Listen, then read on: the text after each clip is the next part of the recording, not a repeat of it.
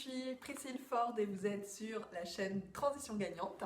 Donc aujourd'hui, je vais vous parler de l'importance d'être bien entouré et en quoi notre cercle d'amis proches peut nous influencer. En fait, on est entouré de personnes qui sont soit des poseurs, ce que j'appelle des poseurs, ou soit des losers. Et entre les deux, voilà, il y a un gros intermède.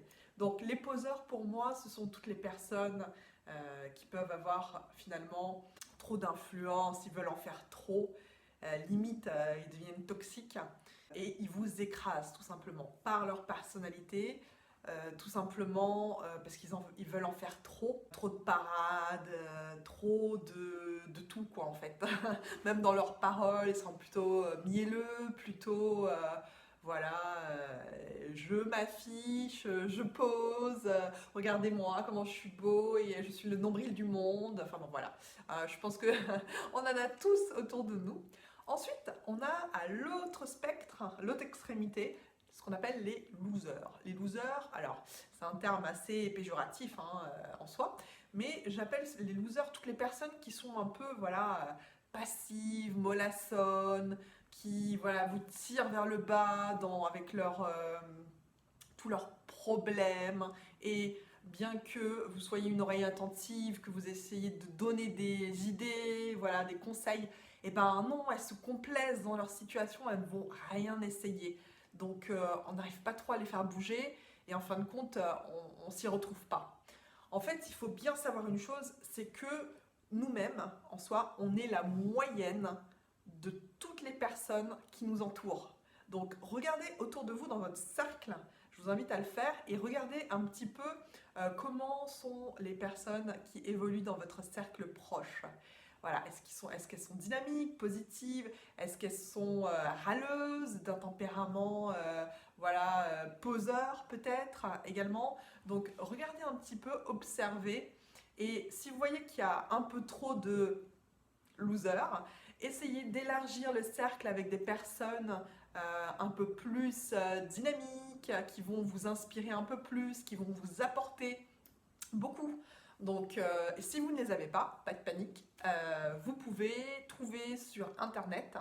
Alors, je vous invite à le faire, à regarder des TED Talks. Donc, qu'est-ce que c'est? Ce sont des conférences en ligne super pointues, faites par des personnes qui peuvent être psychologues, qui peuvent être auteurs, voilà, des personnes très influentes.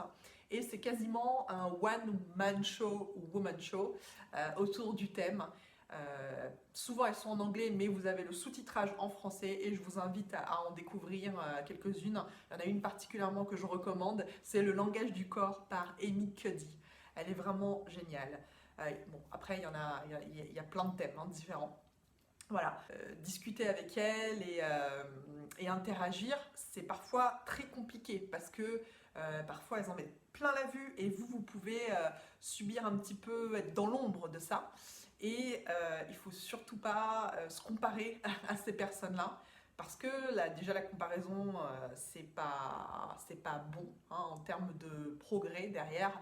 Vous allez ne pas passer à l'action et vous allez plutôt vous sentir voilà, en retrait et vous recroqueviller. Donc surtout, en matière de comparaison, comparez-vous par rapport à la journée d'hier, comment vous étiez par rapport à la journée d'hier, hier dans le passé, d'accord? Comparez-vous avec ce qui est comparable, c'est-à-dire vous-même, pas forcément avec les autres, parce qu'il y aura toujours mieux et il y aura toujours moins bien avec les losers. Donc voilà. Et dans cet intermédiaire voilà, des deux extrêmes, eh ben, il y a des personnes comme vous, un peu plus normales. Et suivant ce que vous voulez devenir, par exemple si vous voulez devenir entrepreneur et vous lancer dans une affaire, dans un projet, ce qui est excellent, et bien dans ces cas-là, cherchez à rencontrer des personnes qui sont dans cet état d'esprit d'entrepreneuriat.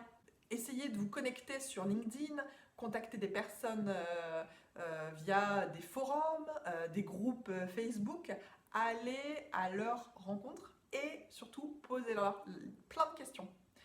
Voilà, et de cette manière-là, vous allez pouvoir obtenir un cercle vertueux et vraiment obtenir quelque chose de fabuleux, c'est-à-dire voilà, de vous nourrir d'inspiration positive et d'aller dans le même objectif.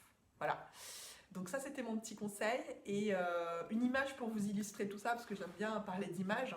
Il y a très longtemps, je faisais des cours de salsa à Paris et je ne sais plus si c'était à la Latina ou Pachanga.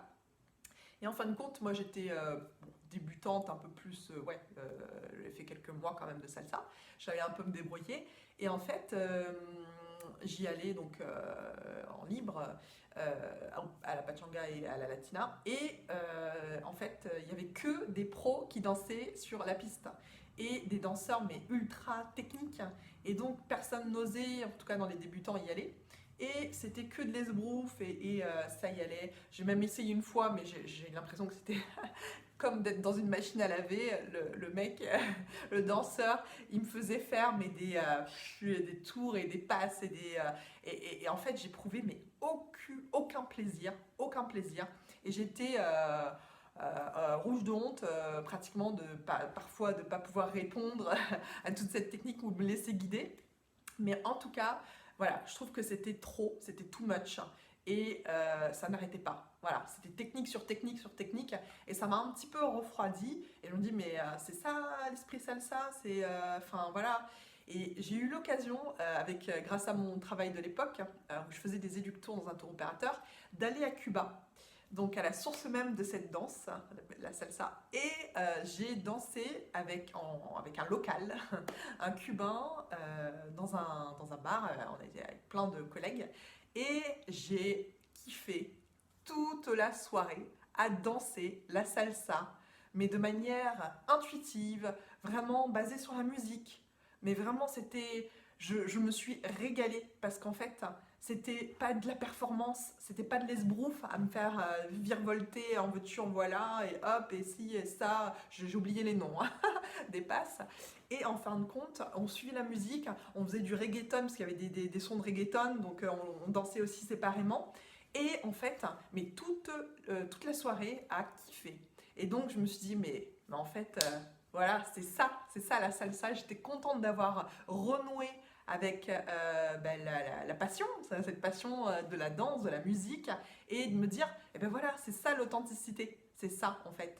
Donc c'est quand même dommage d'aller jusque là-bas pour trouver que finalement c'est sympa.